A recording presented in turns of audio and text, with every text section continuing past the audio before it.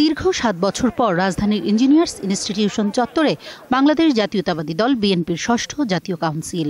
সকাল 11:15টায় মঞ্চে আসেন দলের চেয়ারপারসন বেগম খালেদা জিয়া। জাতীয় সঙ্গীতের সাথে জাতীয় পতাকা ও দলীয় পতাকা উত্তোলন আর শান্তির প্রতীক পায়রা উড়িয়ে কাউন্সিলের উদ্বোধন করা হয়।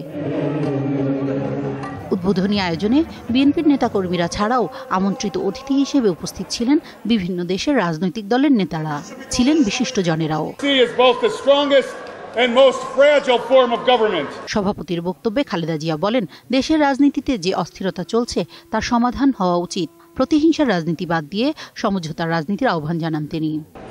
আমি তাদেরকে আবারও সংলাপের আহ্বান জানাচ্ছি। আমরা কেবল ক্ষমতায় যাবার উদ্দেশ্যে একটি নির্বাচন বা সংলাপ চাইছি না। আমাদের উদ্দেশ্য সে গণতন্ত্র ফিরিয়ে আনা, সরকার ও বিরোধী দলকে মর্যাদা ও অধিকারের দিক থেকে আমরা যাতে আরো কাছাকাছি আনতে পারি, তার জন্য আলাপ আলোচনার মধ্য দিয়ে আমাদেরকে একটা পন্থা ও প্রক্রিয়াও উদ্ভাবন করতে হবে। ঘোষণা করেন ভিশন 2030। তিনি বলেন, পরিকল্পনা অনুযায়ী 2030 সালের মধ্যে বাংলাদেশ উচ্চ মধ্যম আয়ের দেশ হবে। মাথাপিছু আয় হবে $5,000। নেতাকর্মীদের আহ্বান জানান এই লক্ষ্যে কাজ করার। বিএনপি ইতিমধ্যে ভিশন 2030 শিরোনামে একটি বিস্তৃত পরিকল্পনার খসড়া প্রণয়ন করেছে। আমি আনন্দের সঙ্গে জানাতে চাই যে অচিরে এই ভিশন 2030 চূড়ান্ত করা হবে।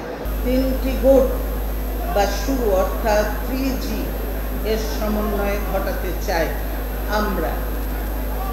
এই 3G হলো গুড পলিসি, গুড গভর্নেন্স এবং গুড গভর্নেন্স।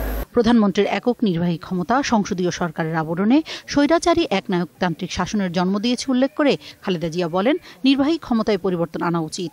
প্রজাতন্ত্রের নির্বাহী ক্ষমতার ক্ষেত্রে ভারসাম্য আনা হবে। রাষ্ট্রের এক কেন্দ্রের চরিত্র অক্ষুণ্ণ রেখে বিদ্যমান সংসদীয় ব্যবস্থা সংস্কারের অংশ হিসেবে বিভিন্ন সম্প্রদায়, প্রান্তিক গোষ্ঠী ও পেশার জ্ঞানী গুণী ও মেধাবী ব্যক্তিদের সমন্বয়ে জাতীয় সংসদের উচ্চ কক্ষ প্রতিষ্ঠা করা হবে। খালেদা জিয়া আরও বলেন, নতুন ধারার রাজনীতির মাধ্যমে আগামীতে তরুণরা নেতৃত্ব দেবে। ক্ষমতায় গেলে সব প্রতিষ্ঠানকে দুর্নীতিমুক্ত রাখার প্রতিশ্রুতি দেন তিনি। স্বাগত ভাষণে দলের ভারপ্রাপ্ত মহাসচিব মির্জা ফখরুল ইসলাম আলমগীর আশাবাদ জানান, রাজনীতিতে আবারও ঘুরে দাঁড়াবে বিএনপি। ইস্পাত দৃঢ় জাতীয় ঐক্য গড়ে তুলতে হবে। তাপসী রাবেয়া, 21 টেলিভিশন, ঢাকা।